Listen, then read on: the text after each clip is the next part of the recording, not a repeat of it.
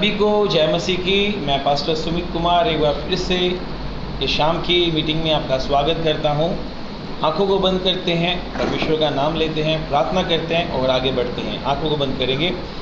महान दयालु पिता परमेश्वर यीशु राजा, एक बार फिर से प्रभु हम आपके चरणों में सजदा करते हैं, झुकते हैं प्रभु आपके पवित्र नाम के आगे। प्रभु सच में आप महान परमेश्वर हैं और आपके जैसा कोई दूसरा नहीं है। प्रभु आप ही आदि और अंत हैं, अल्फा और ओमेगा हैं प्रभु जी। प्रभु आप ही शांति के राजकुमार हैं। प्रभु सच में आप आदर और महिमा के योग हैं प्रभु। ये शाम के समय में फिर से आपके नाम के आगे झुकते हैं प्रभु, आपके सिंहासन के आगे झुकते हैं प्रभु जी। प्रभु आप सच में अपनी करुणा के अनुसार हमारे साथ बर्ताव कर रहे हैं, हमें संभाल रखा है प्रभु, धन्यवाद प्रभु। ये शाम के समय में फिर से हम अपने आप को आपके हाथों में सौंपते हैं प्रभु। हमें चलाएं, हमारी अगुवाई करें, हम अपने लहू से धो के शुद्ध करें, पवित्र करें, योग्य बनाएं प्रभु जी। और प्रभु हमारी आराधना आपको कबूल हो प्रभु जी। और आज के वचनों के द्वारा प्रभु एक एक जन को आप आशीष और बरकत दो, हमारे जीवनों को प्रभु सही रास्ते पर लेके आए प्रभु जी। प्रभु आप ऐसा कर रहे हैं, हम आपका धन्यवाद करते हैं। यीशु राजा आपके नाम से ये प्रार्थना मांगते हैं, सुने और ग्रहण करें, आमीन। Hallelujah, hallelujah, hallelujah. सो आइए एक गीत गाएंगे, और ये सिर्फ गीत ना हो, ये सिर्फ गीत ना हो, ये हमारी प्रार्थना होनी चाहिए। हम अपने जीवन में देखते हैं, जब इस संसार में जी रहे हैं तो हमारी एक प्रार्थना होनी चाहिए प्रभु के आगे, प्रभु मेरे जीवन में तू बढ़े और मैं घटूं करके। सो आइए इस गीत को गाएंगे, तू बढ़े और मैं घटूं करके।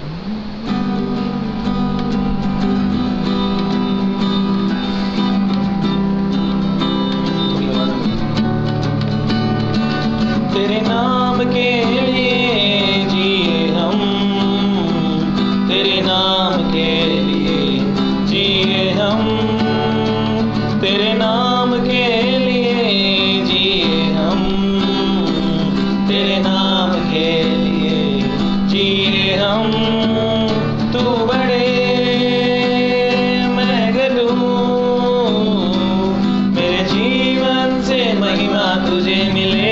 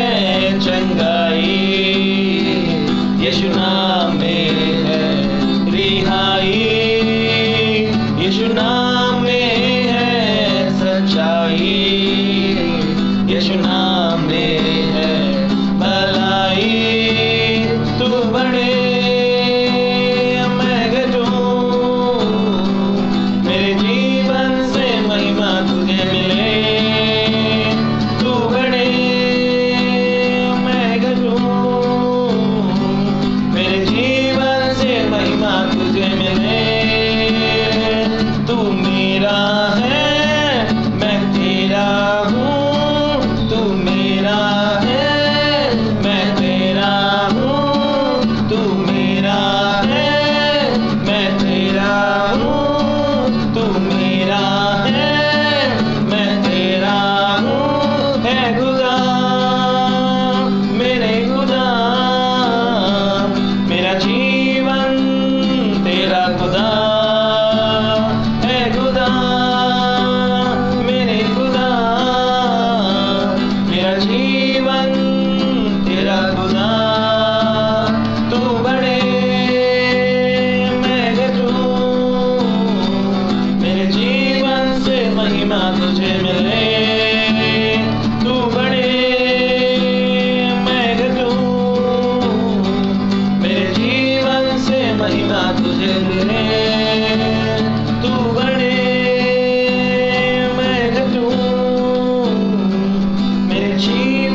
से महिमा तुझे मिले।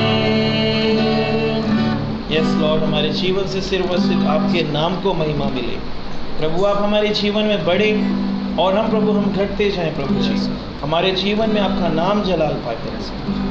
धन्यवाद यीशु, थैंक यू जीसस। सभी को जय मसीह की एक बार फिर से मैं स्वागत करता हूं हमारी सीरीज हीरोज ऑफ फेथ, विश्वास के योद्धा। और आज सीरीज का आखिरी प्रचार है। आज हम सीरीज को यहाँ आज ख़त्म करने वाले हैं। बट इसका मतलब ये नहीं है कि बाइबल के अंदर अभी हीरोज़ नहीं हैं। अभी भी इतने हीरोज़ पड़े, क्योंकि न्यू टेस्टमेंट में तो मैंने टच ही नहीं किया। न्यू टेस्टमेंट में बहुत सारे हीरोज़ पड़े हैं और भी बहुत सारे हैं। They are so many still left. But एक टाइम पीरियड होता है ना, तो आज जैसे मैंने पहले अनाउंस किया था 2 वीक्स, मतलब 2 हफ्ते हमने रखे थे फॉर हीरोज़ ऑफ फेथ। आज 2 हफ्ते कंप्लीट हो रहे हैं। So today we are going to close it. आज हम ख़त्म कर देंगे। नेक्स्ट वीक एक न्यू सीरीज़ आएगी। जस्ट 1 वीक के लिए हम उस सीरीज़ को रखेंगे and it's going to be very nice. मतलब वो बहुत अच्छी होने जा रही है। वो सीरीज़ भी आपके लिए है, वो आपके आत्मिक लेवल को और बहुत सारी बातों को आपके जीवन में आपको पता है, लेकिन कहाँ है कहाँ नहीं वो भी बताएंगी।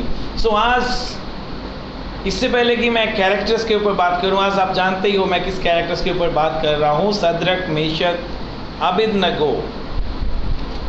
लेकिन इससे पहले कि मैं ये शुरू करूं सद्रक, मेशक, अबेदनगो की आपके ख्याल आते ही आपको वो भट्ठा याद आ गया, वो बात याद आ गई। सद्रक, मेशक, अबेदनगो ने क्या बोला राजा को।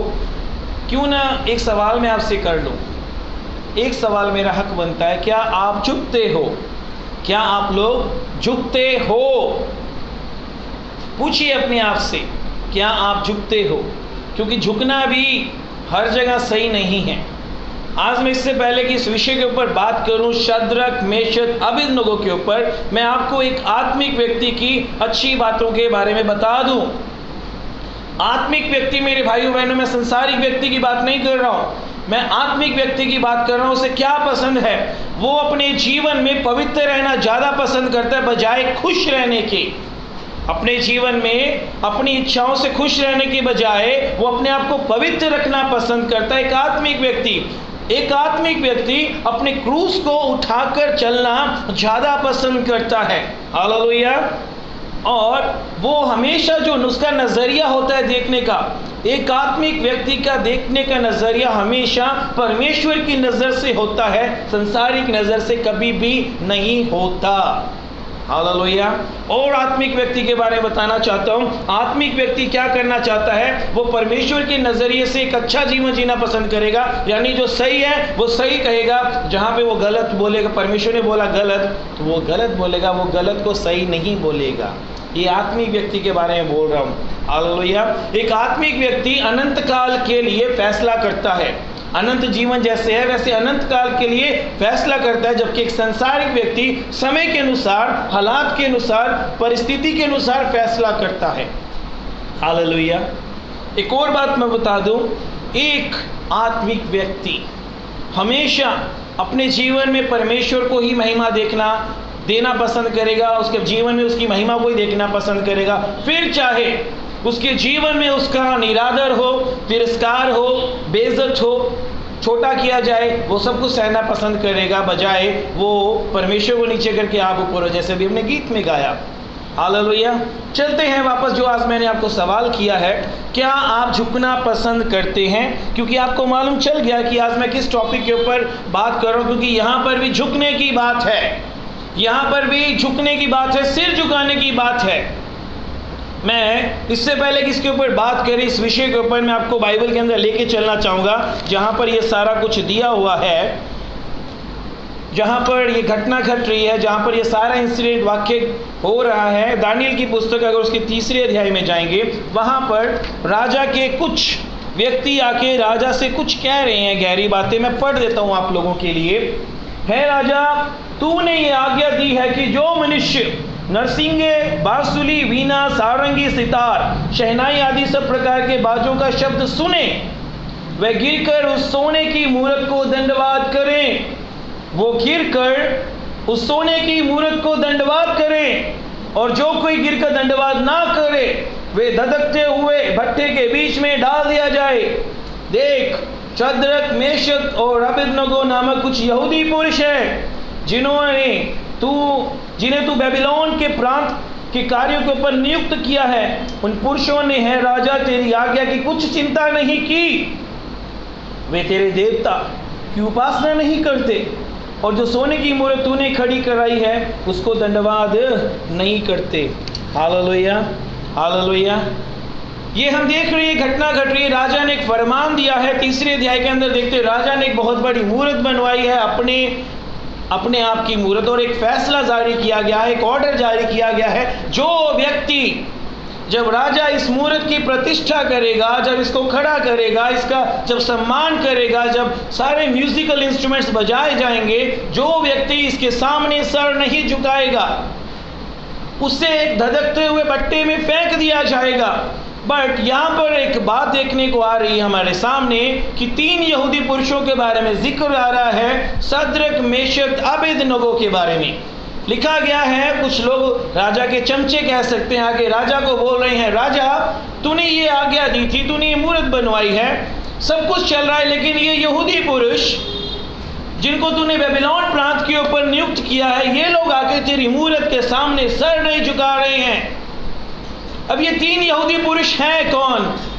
इनके अंदर इतनी दिलेरता कहाँ से आ गई? क्योंकि हमारी ये जो सीरीज चल रही है ये विश्वास के ऊपर चल रही है। हमारी ये जो सीरीज है ये हीरोज ऑफ फेथ के ऊपर चल रही है। और मैं कहता हूँ हर एक व्यक्ति के अंदर एक हीरो छुपा हुआ है, बस देखना है कि मेरा विश्वास क्या है करके। आखिरी में आपको क्लियर होंगी बहुत सारी बातें।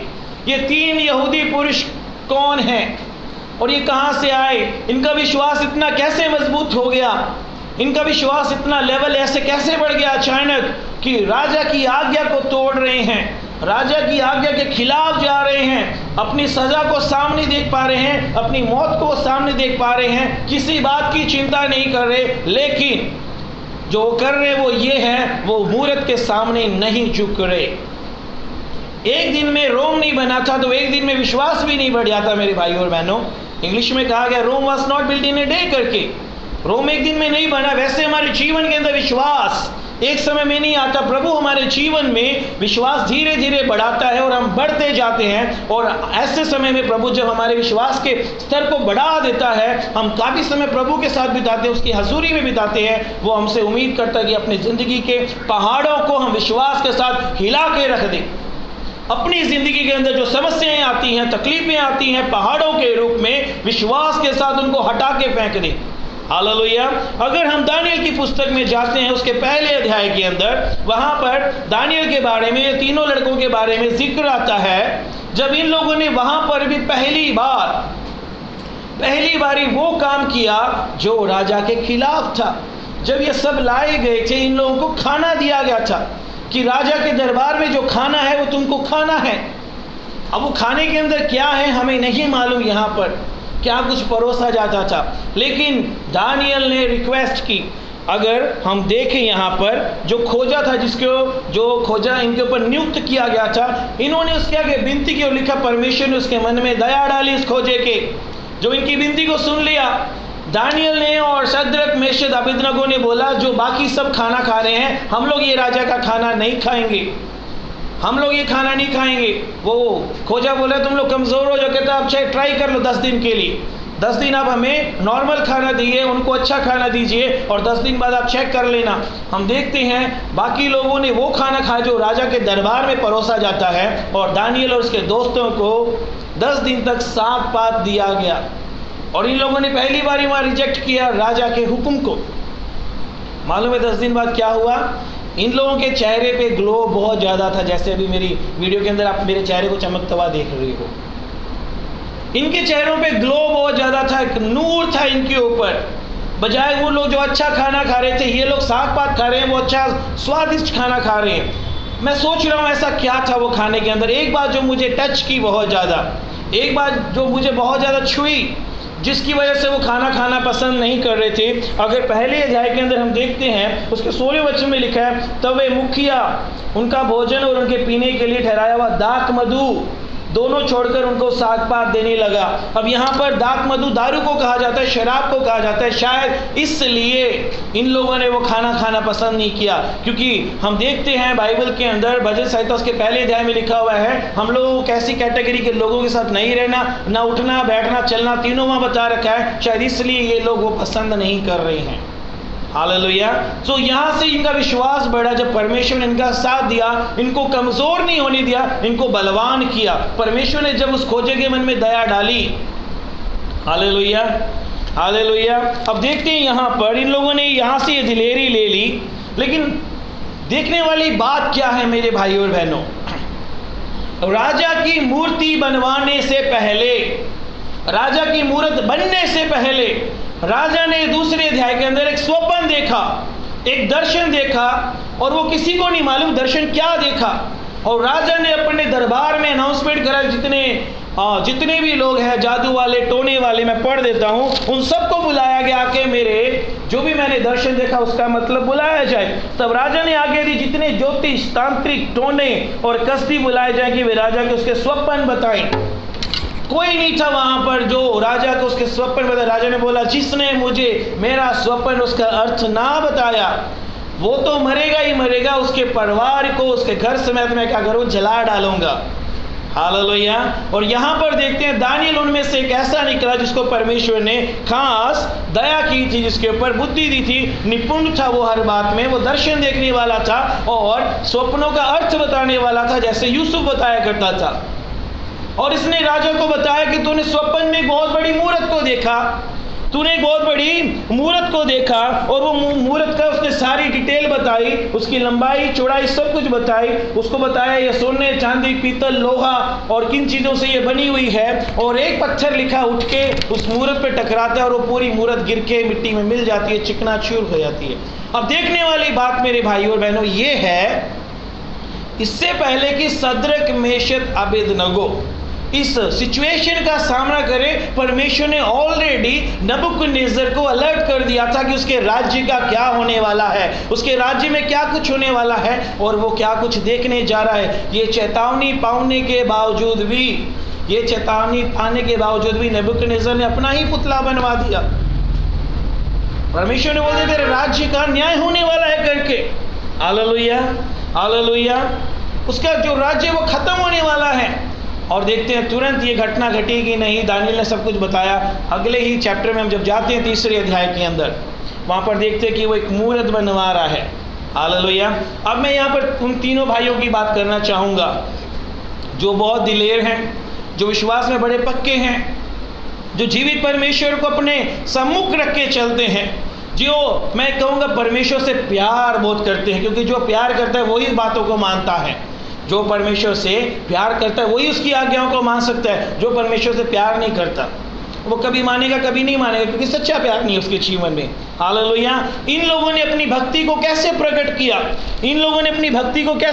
किया, हम देखते हैं यहाँ पर उन लोगों ने क्या बोला राजा को।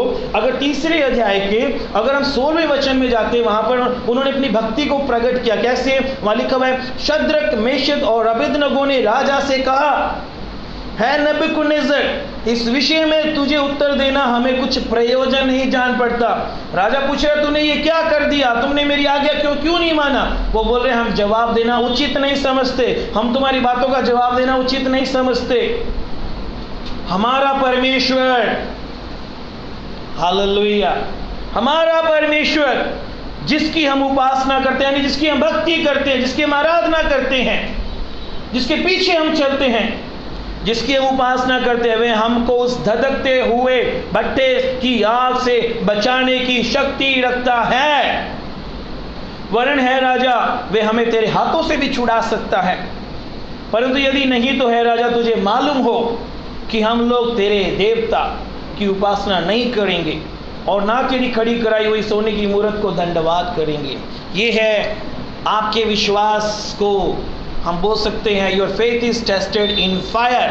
आपका विश्वास हमेशा आग के अंदर ही परखा जाता है। जैसे हम बाइबल के अंदर नए नियम में देखते हैं, हमारा विश्वास सोने के समान ताया हुआ होता है 7 बारी, और इनका विश्वास ताया हुआ, इसलिए डर नहीं रहे, हालात से डर नहीं रहे, अपनी परिस्थिति से डर नहीं रहे। ये क्या बोल रहे हैं, दिलेरी के साथ बोल रहे हैं, डर के भी नहीं बोल रहे, घबरा के भी नहीं बोल रहे मेरे भाई और बहनों। और इनकी भक्ति देखो क्या है। भक्ति किसको बोलते हैं? भक्ति ये नहीं जो हम करते हैं, प्रार्थना कर ली है, वचन पढ़ लिया है, संगति कर ली है। भक्ति ये नहीं है। भक्ति वो है जो उसकी आज्ञाओं को सुनकर माने, जो परमेश्वर की आज्ञाओं को सुनकर अनसुना ना करे, जो परमेश्वर की आज्ञाओं को सुनकर भी गलत फैसले करे, गलत रास्तों पे चले। Hallelujah, hallelujah. दाऊद कहता है भजन संहिता के अंदर, पृथ्वी पे जितनी भी चीजें हैं वो क्या करे? परमेश्वर की उपासना करे। अब ये नबूकदनेस्सर करना क्या चाहता है मेरे भाई और बहनों? ये नबूकदनेस्सर मूरत बनवा कर लोगों की भक्ति को क्या करना चाहता है? परमेश्वर से हटाकर अपनी सारी भक्ति इस मूरत की ओर लेके आना चाहता था। शैतान हमेशा यही चाहता है। ये राजा भी ऐसा ही कुछ कर रहा है, लोगों की भक्ति को, आस्था को उठाकर इस मूर्ति में लेके आना चाहता है। लेकिन इन तीनों ने डिनाई कर दिया। इनका विश्वास इतना स्ट्रांग है, इतना मजबूत है, मैं कह सकता हूँ ये लोग झुकने के लिए तैयार नहीं है। ये अपनी भक्ति, अपनी आस्था है, ये मूर्त को देने के लिए तैयार नहीं है। जीवित परमेश्वर को ही देना चाहते हैं, जो जानते हैं कि जीवित परमेश्वर है कौन करके। हालेलुया।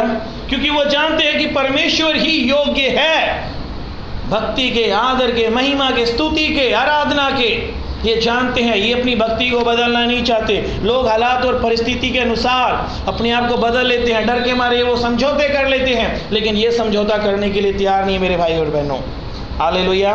मैं एक बात जानता हूँ, जीवन के अंदर जब हालात और परिस्थिति बदलती है, लोगों की आत्माओं के ऊपर वो क्या करते हैं? उसको सुंगोड़ के रख देते हैं, चौक करके रख देते हैं, उसको अंदर दबा के छोड़ देते हैं, आत्मा को काम नहीं करने देते अपनी जिंदगी के अंदर वो लोग। जब ये लॉकडाउन शुरू हुआ, बहुत सारे लोगों ने मुझे भी बहुत सारी बातें बोली। मैंने उनको ज़्यादा जवाब भी नहीं दिया और ना उनके ऊपर गौर किया। क्यों नहीं किया, मैं आगे आगे बताऊंगा आप लोगों को। हालेलुया। मैंने गौर नहीं किया उन लोगों का। क्यों? हालेलुया। मैं अपनी आस्था परमेश्वर के साथ रखना चाहता हूँ, अपनी भक्ति प्रभु के साथ मैं प्रभु की मर्जी को पूरा करना चाहता हूँ। हालेलुया। क्योंकि वचन कहता है जहाँ पर आत्मा है वहाँ आज़ादी है। हमें परमेश्वर ने डर की आत्मा नहीं दी है। Hallelujah, hallelujah. अब इस पैसेज में देख रहे हैं कितने बोल्डनेस के साथ राजा को क्या बोल रहे हैं? राजा को बोल रहे हैं, राजा हम तेरे को जो भी तू सवाल कर रहा है उसका जवाब देना, उत्तर हम कोई ज़्यादा ज़रूरी नहीं समझते। हम अपने परमेश्वर के ऊपर विश्वास करते हैं, बचाने की शक्ति रखता है। हम तेरी बनाई हुई मूर्ति के आगे सर नहीं झुकाएंगे। अब देखते हैं राजा को इतनी बात बोलने पर राजा को कैसे मिर्ची लगती है, करंट लगता है। 19वें वचन में लिखा हुआ है, तब नबूकदनेस्सर झुंझला उठा, उसकी आग और बढ़ गई, उसके अंदर गुस्सा और बढ़ गया। मेरे सामने जुबान चला रहे, राजा के आगे जुबान चला रहे हैं करके, आज्ञा तो थोड़ी थोड़ी मेरे आगे बोल रहे हैं करके। और उसके चेहरे का रंग शद्रक, मेशक और अबेदनगो के प्रति बदल गया। लिखा उसका चेहरा लाल हो गया गुस्से के मारे।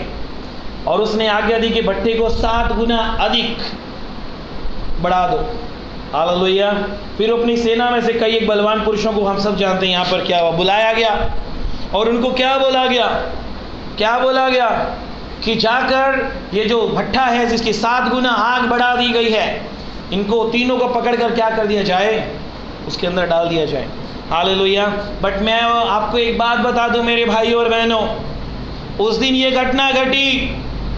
घटना घटी, लेकिन शैतान ने पूरा जोर लगा लिया, शैतान ने पूरी चाल चल दी इनको मारने के लिए। शैतान ने पूरा आयोजन कर दिया कि इनको खत्म कर देना है। लेकिन शैतान एक बात भूल गया मेरे भाई और बहनों, ये भूल गया कि ये तीनों दोस्त एक साथ थे। भजन संहिता में लिखा, कितनी अच्छी और मनोहर बात है, भाई लोग इकट्ठे रहें। Hallelujah, hallelujah. ये लोग इकट्ठे रहें। और हम देखते हैं नए नियम में यीशु मसीह ने वायदा किया, जहां 2 या 3 मेरे नाम में होंगे उनके बीच में मैं हाजिर होऊंगा। यहां तो नए नियम में बोला, पुराने नियम में यीशु मसीह ने करके दिखा दिया। शैतान से बहुत बड़ी भूल हो गई। शैतान ने सोचा आज मैं खत्म कर दूंगा इनको, उससे बहुत बड़ी भूल हो गई। वो भूल गया कि इन तीनों को इकट्ठे नहीं रहने देना था। इन तीनों के रहने से विश्वास इनका मजबूत, हौसला बुलंद। हालेलुया। शैतान से बहुत बड़ी गलती हो गई। मालूम है क्या हुआ मेरे भाई और बहनों?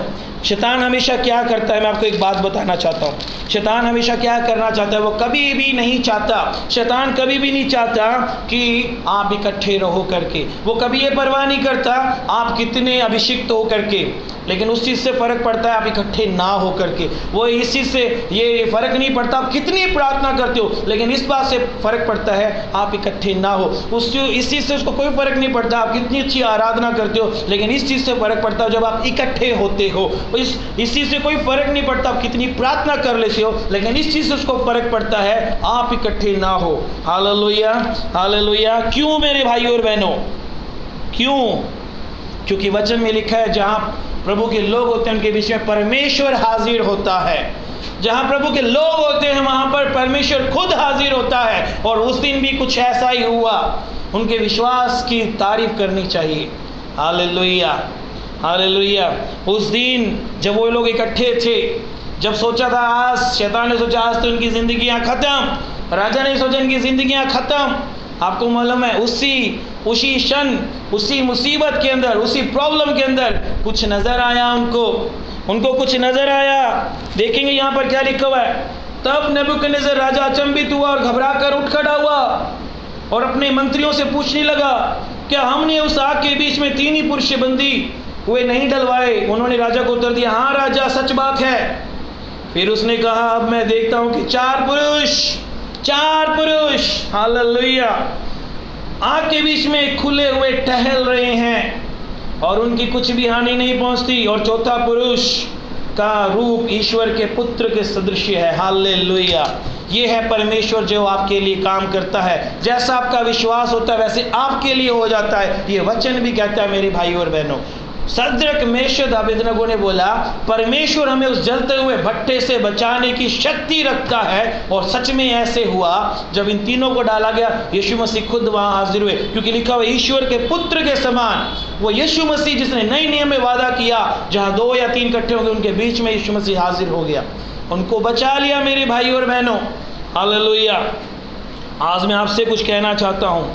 आपके हालात, परिस्थिति जब आते हैं, डरने की ज़रूरत नहीं है, घबराने की ज़रूरत नहीं है। आप लोगों को, आपको परमेश्वर को अपनी महिमा करने का अवसर देना चाहिए, उसकी महिमा होने का अवसर देना चाहिए, उसको मौका देना चाहिए कि परमेश्वर के नाम की महिमा हो सके। क्योंकि जब ऐसे हालात आएंगे, जब ऐसी परिस्थिति आएगी, आप कुछ देखोगे। आप स्वर्गदूत देख सकते हो, आप परमेश्वर को देख सकते हो कैसे वो आकर आपको बचा रहा है, आपकी रक्षा कर रहा है, आपको वो संभाल रहा है मेरे भाई और बहनों। लेकिन मैं एक बात कहना चाहता हूँ, अपने विचारों के ऊपर कंट्रोल करें, अपने दिमाग के ऊपर कंट्रोल करें। ये 3 जो दोस्त थे ये बिल्कुल भी एग्री नहीं हो रहे थे कि हम सर झुकाएंगे।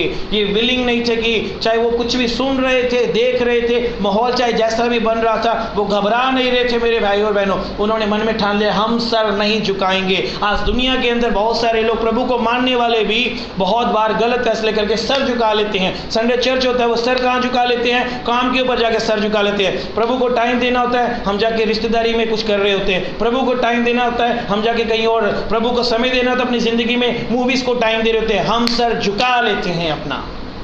हालेलुया। आपको सर नहीं झुकाना। कई बार हमारे चारों ओर से बहुत प्रेशर आ जाता है, कोई ऐसी घटना घट जाती है तो हमारे चारों ओर हम जो देखते हैं, सुनते हैं, हमारे ऊपर दबाव बन जाता है और हम उस दबाव के अंदर आके गलत फैसले करते हैं। ये चाहे सुन रहे थे, देख रहे थे, सब कुछ कर रहे थे, लेकिन इन्होंने दबाव को महसूस नहीं किया। क्यों? विश्वास में जी रहे थे। हालेलुया। आपको हमेशा ये याद रहना चाहिए, आपकी मदद ऊपर से आती है। दाऊद कहते हैं मैं अपनी आंखें पर्वतों की ओर लगाऊंगा, मुझे सहायता कहाँ से मिलती है? मुझे सहायता उस सृष्टिकर्ता से मिलती है जिसने आकाश और पृथ्वी को बनाया है। आप अपनी आंखों को कहाँ लगाते हो मेरे भाई और बहनों ऐसी स्थिति के अंदर? क्योंकि शैतान हमेशा लगातार हमारे दिमाग के ऊपर अटैक करता है, लगातार हमारे विचारों के ऊपर अटैक करता है। हालेलुया। तो वो एक ऐसा समय होता है आपके पास जब वो आपके ऊपर अटैक कर रहा होता है, आप क्या कर रहे होते हो? मैं सब लोग एक सलाह देना चाहता हूँ जो मैं अपने जीवन में लागू करता हूँ। अपने जीवन में जो लागू करता हूँ मैं आपको कहना चाहता हूँ, जो लोग नेगेटिव बात करते हैं, जो लोग आपको हमेशा नेगेटिव अपने डर के बारे में बात करते हैं, उन लोगों से दूर रहो। क्योंकि आपको विश्वास को बढ़ाना है अपने जीवन के अंदर, डर को नहीं बढ़ाना है। जैसे आप सुनते हो आप उसी माहौल में ढालते जाते हो। अपनी आत्मा को फीड करना तो विश्वास के साथ कीजिए, ना कि डर के साथ कीजिए। और अपने डर को किसके साथ फीड करना है? विश्वास के साथ। अगर डर को भगाना है तो विश्वास करना शुरू करना होगा। हालेलुया। ऐसे लोगों से दूर रहिए जो आपको नेगेटिव बातें करते हैं, डर की बातें करते हैं और आपको डराते हैं। इन लोगों ने डर वाली बातों के ऊपर मन नहीं लगाया। हालेलुया। चाहे आप एक चर्च हो, चाहे एक अकेले व्यक्ति क्यों ना हो, आपको एक फैसला करना होगा कि आप परमेश्वर के लिए क्या करते हो करके। हालेलुया। आपके अंदर प्रभु एक हीरो देखता है जो इस दुनिया के अंदर जाके प्रभु की गवाही दे सके, प्रभु के नाम के लिए खड़ा हो सके, प्रभु के नाम को कर सके कुछ ऊंचा। हालेलुया। लेकिन आप किस चीज़ को फीड करते हो? आप किसके आगे जाके सर झुका लेते हो? मेरे भाइयों और बहनों, आज मैं सीरीज रैप अप करने वाला हूँ, ख़त्म करने वाला हूँ, लेकिन उससे पहले मैं चाहता हूँ आपका विश्वास किस स्टेज पे खड़ा है, किस लेवल पे खड़ा है। क्या मुश्किल हालातों के अंदर आप बड़े फैसले लेने के लिए तैयार हैं प्रभु के लिए? जब हमारे ऊपर दबाव एक बहुत बड़े पहाड़ के समान आके गिरता है, उस समय हम क्या फैसले लेने के लिए तैयार हैं? हालेलुया। हमें अपने आप से सवाल करना होगा। हमें ऐसे लोगों से बच के रहना पड़ेगा, जैसे प्रकाशित वाक्य के अंदर लिखा हुआ है, तू ना ठंडा है ना गर्म है, तू गुनगुना है। ऐसे लोगों से अपने आप को बचा के रखना होगा और अपने आप को भी उस चीज़ से बचा के रखना होगा। हम चाहे जैसे भी, हमें गुनगुना प्रभु को स्वभाव पसंद नहीं है। हम अगर गुनगुने बन के जी रहे हैं दुनिया के अंदर, कभी गर्म हो जाते, कभी ठंडे हो जाते हैं, प्रभु के बिल्कुल पसंद नहीं आपका स्वभाव। कहने का मतलब, आप कभी इधर पैर रख लेते हो, कभी उधर पैर रख लेते हो, प्रभु को ये बिल्कुल पसंद नहीं है। आपको केयरलेस नहीं करना है, प्रभु के प्रति केयरलेस नहीं होना है आप लोगों को। आपको प्रभु के प्रति बहुत केयरफुल रहना है। हालेलुया। प्रभु क्या कहता है हम लोग को? अपने विश्वास को दूर करना है, अपने विश्वास को बढ़ाना है, डर को दूर करना है। विश्वास के साथ ही डर दूर किया जा सकता है। अगर कोई व्यक्ति डरा हुआ है, घबराया हुआ है, जब आप वचन बताते हो, लिखा है वचन के अंदर, विश्वास सुनने से और सुनना मसीह के वचन से आता है। हालेलुया। इस लॉकडाउन के अंदर बहुत सारे लोगों ने बहुत सारी बातें मुझे बोली, बहुत कुछ किया भी, लेकिन मैंने अपने विश्वास को डोलने नहीं दिया। मैं धन्यवाद करता हूँ जो भी प्रभु ने इस लॉकडाउन के अंदर किया। मैं बहुत कुछ देख पाया इस लॉकडाउन के अंदर। खास करके मैंने जितनी भी संडे की मीटिंग्स थी, आगे पीछे की मीटिंग्स थी, कभी भी बंद नहीं होने दी। प्रभु का धन्यवाद करता हूँ। हालेलुया। हालेलुया। मैं आपको एक बात बता दूँ मेरे भाइयों और बहनों, इससे पहले कि मैं ख़त्म करूँ।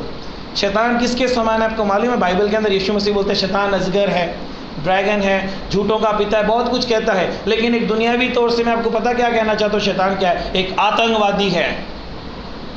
शैतान क्या है? एक आतंकवादी। और आतंकवादी का काम क्या होता है? हर जगह एक डर का माहौल क्रिएट करके छोड़ देना, पैनिक करके क्रिएट करके छोड़ देना। वो गोलियां इधर चला देते हैं और सोचते हैं सारे लोग डर जाएंगे, घबरा जाएंगे। और शैतान भी कुछ ऐसे ही करता है मेरे भाई और बहनों। वो कुछ ऐसे कर देता है ताकि लोगों के बीच में एक पैनिक हो जाए, एक डर का माहौल बन जाए करके।